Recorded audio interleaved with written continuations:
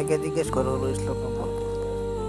AI ফিকা শাস্ত্র ইসলাম সম্বন্ধে কি মনে। বা ফিকহি মূলনীতিগুলো শনাক্ত করা এবং সমসাময়িক সমস্যা বা নেওয়াজে সেগুলোর সম্ভাব্য প্রয়োগ ক্ষেত্র প্রস্তাব করা। 5.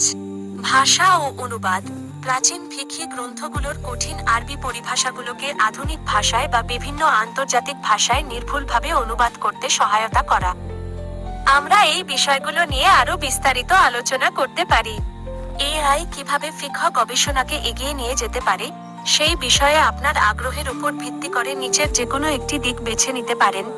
1. এআই কিভাবে ফিকহি পাঠ্যের জটিলতা হ্রাস করবে, বিশাল ডেটা বিশ্লেষণের কৌশল। 2. সমসাময়িক ফিকহে এআই এর ভূমিকা, বায়োএথিক্স বা ইসলামী ফাইন্যান্সের মতো নতুন ক্ষেত্রগুলোতে আইনি সমাধান খুঁজতে এআই কিভাবে সাহায্য করতে পারে।